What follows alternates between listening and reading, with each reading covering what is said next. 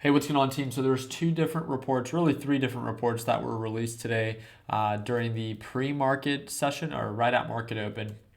And these reports actually came in hotter than expected, yet the market is rising, right?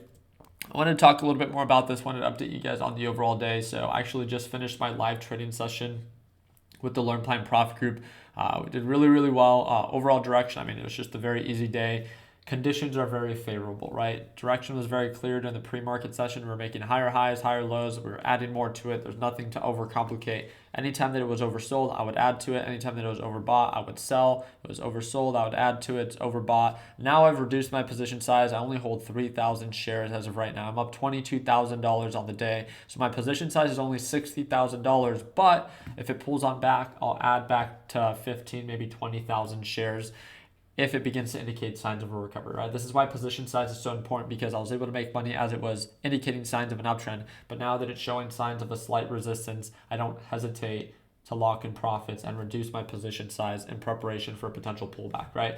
My focus every single day, just like it was on Friday during our free live trading session, is always preparing for worst case scenario. This is something that some people get really annoyed about, of like, Ricky, why are you always selling so early? Because I know that the market's been more bearish than it has been bullish this year. And because of that, my job is to try to keep as much of the profits that I make as possible, not give them all back, right? So with that being said, I reduced my position size. I still have some skin in the game, but not enough that I don't welcome a pullback. So let me go ahead and quickly talk about what was released today. So the series of different reports, this might be a little confusing to some of you guys, and my job here within my YouTube channel is to keep these reports very simple. So there's a PMI report and then a manufacturing index report that was released.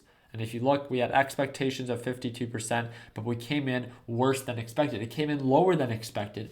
But why? Why is, if something comes in lower than expected, good for the market? And it's not that it's good for the overall economy, but you have to understand where the attention is right now. And the attention is with the Federal Reserve. And if they do, you have to understand their current intention. The whole point of the Federal Reserve is they are raising interest rates to really slow down our economy. They want our economy to feel the pressure.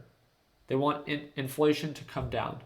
And the only way that inflation can come down is if they raise interest rates, which then encourages people to spend less money because it's more expensive to borrow money. So if the Federal Reserve sees that the market is slowing down quicker than expected, then this means that they can then slow down at the rate that they are raising interest rates.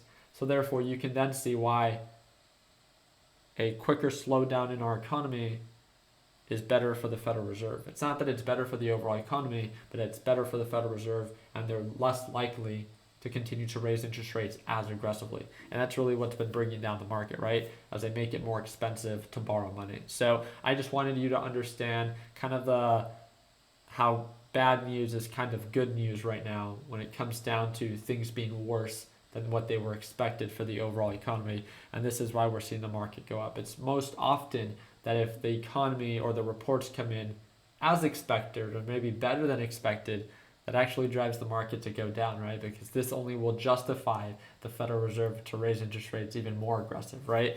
So again, what we're trying to see is our economy to slow down. We want the economy to feel the pressure, and we want these reports to come in worse than expected, so the Federal Reserve can just hurry and wrap this up when it comes down to how they raise interest rates. So again, when it comes down to the overall NASDAQ, I just let my Learn Plan Profit group know during our live trading session. It's still super bullish. It's making higher highs, higher lows. It's really struggling to pull on back.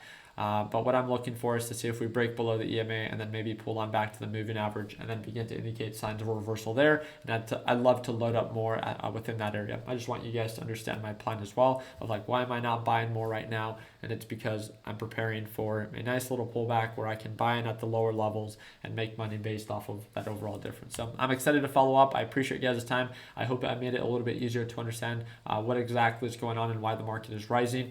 Again, if you have any questions about what we talked about today, you can always direct message me via Discord, and that's that first link in the description. The only way that I can assist you is, again, if you guys reach out to me. So again, feel free to reach out to me. First link in the description is our Discord chat. If you want to be able to watch me trade live every day, again, you heard me talk about them. It's the Learn Plan Profit group. They get to watch me trade live every single day. They get access to our A to Z video lesson library. They get access to our private group chat, and they get access to our TechBuds HQ. It's all inclusive. It's a one-time payment, and right now it's $100 off, and it's the second link in the description down below. So if you're ready to join our team and you can watch me trade live as soon as tomorrow, that link is in the description, the second link in the description of this video. Also, don't forget, we just came out with new oversized Wall Street tees, and again, these are all available at shoptechbuds.com or the fourth link in the description.